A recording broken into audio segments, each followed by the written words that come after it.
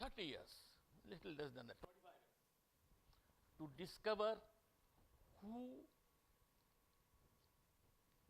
the discoverer of that gas called Xylon B, which was used in killing the concentration camp victims. 25 years.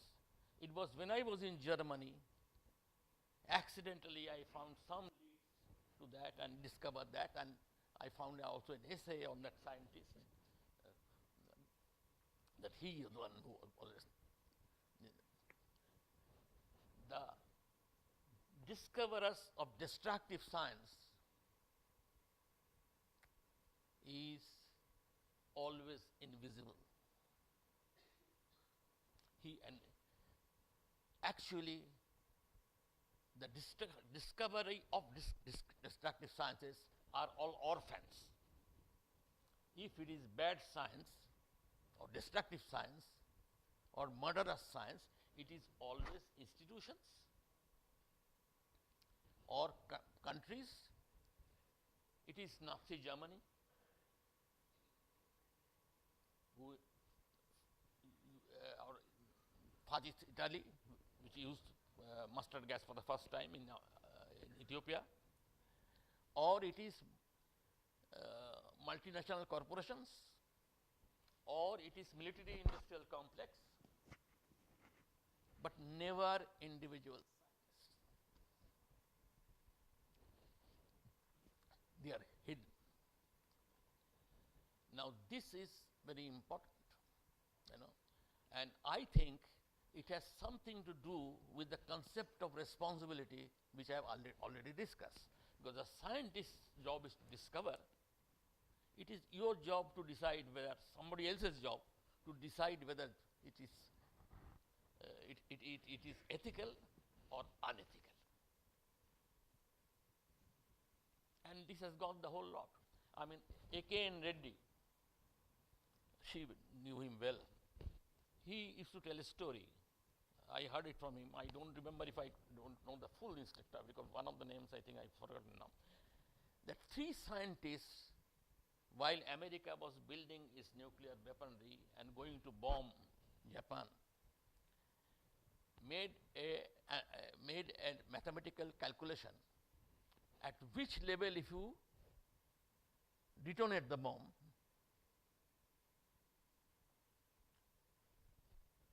it will maximize casualty.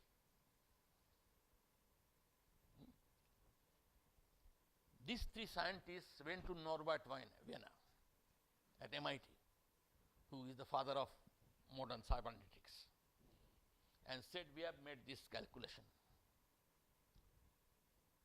Would you please check and tell us if the calculations are right?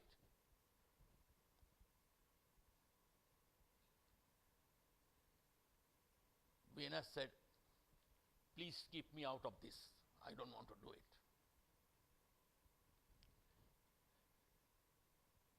I am very glad that Wiener said this. He took an ethical position. But I cannot forget that it was 3 scientists against 1. And the 3 scientists included 2 Nobel laureates, Feynman and I think it was Fermi. And the third one was von Neumann, the mathematician,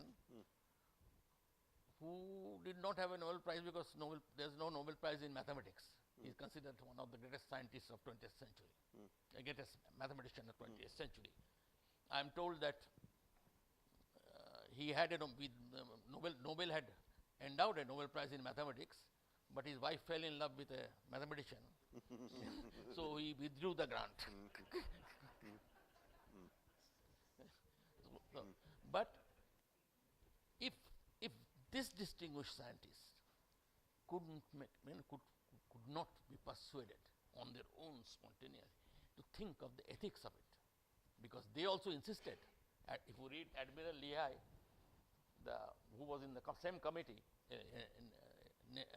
naval admiral, he said that all the army persons were against bombing of 2 cities. One said that one was enough. And And they were against the bombing of Hiroshima because it had no military significance. But the scientists were very keen on that, because if it had a military significance, it must have been bombed earlier. And their measurement of the damage that the nuclear weapon can do will remain contaminated by the earlier damage. So they want a perfect measure of the effect of a nuclear bomb, and therefore chose Hiroshima, which was a serene small town with no military significance whatsoever.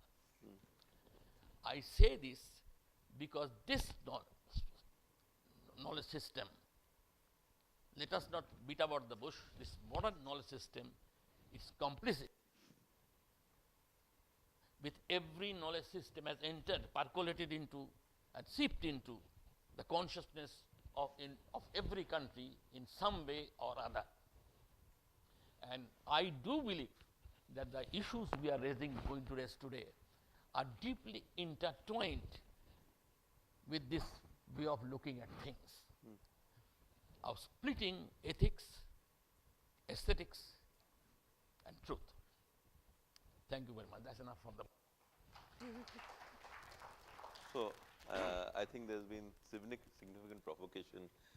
We've talked about silences, we've talked about listening. We've also talked about how siloizing ethics, beauty, and truth, and the implications of that. So, Santosh, I'm going to leave it pretty much to you, but maybe for the audience, one large question is, if you look at Indian society today,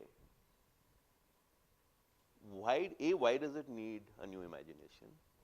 And B, the problem that I suspect all of us must be facing is we are also prisoners of our own knowledge systems, right? So how do we go about finding that new imagination?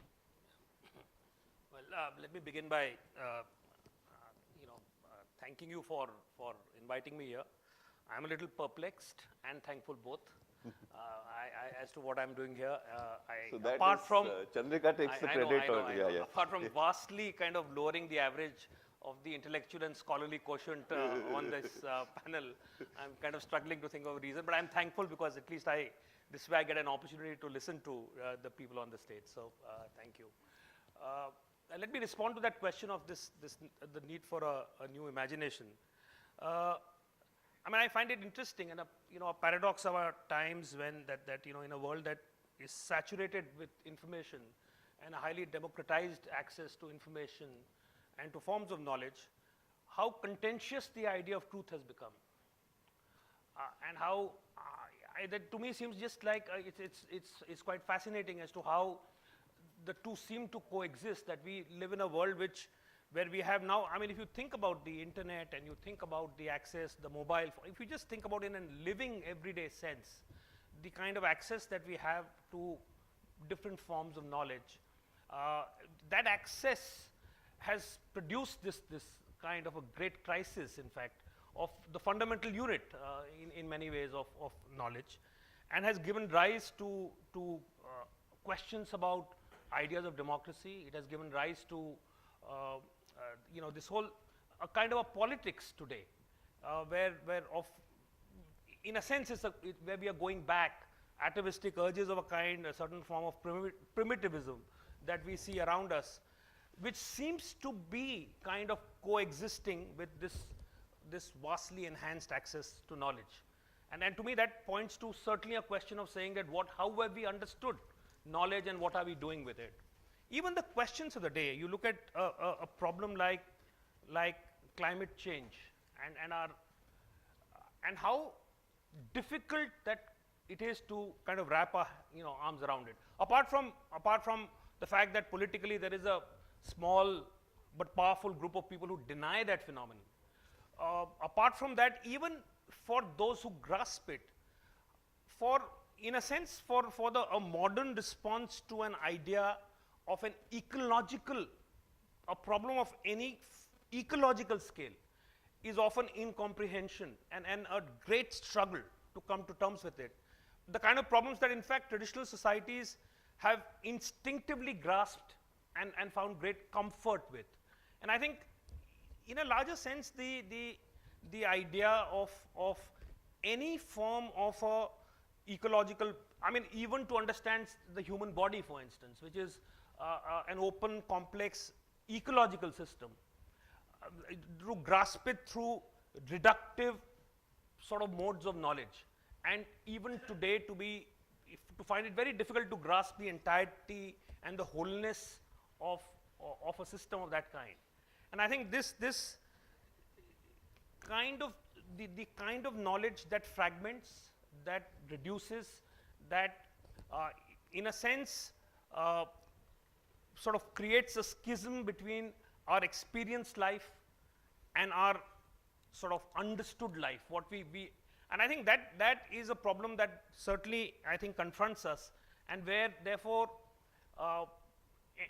problems of, you know, the problems of today seem to be in struggling with questions that call for any form of an integrated view of systems, whether it is society, whether it is the whole, I mean, in business, of course, and I mean, in management in particular, as the one person who perhaps has come out of this animal called management education on this stage, I think this is a particularly pronounced problem when you look at, you know, and the idea of business and the idea of management, which, you know, which is such a determinedly fragmented, insulated kind of a view of you know, what, you know, the pursuit that knowledge enables you, which is the narrow pursuit of a very limited arena, where the idea that, in fact, so the notion of corporate social responsibility, for instance, is the absurdity of the idea that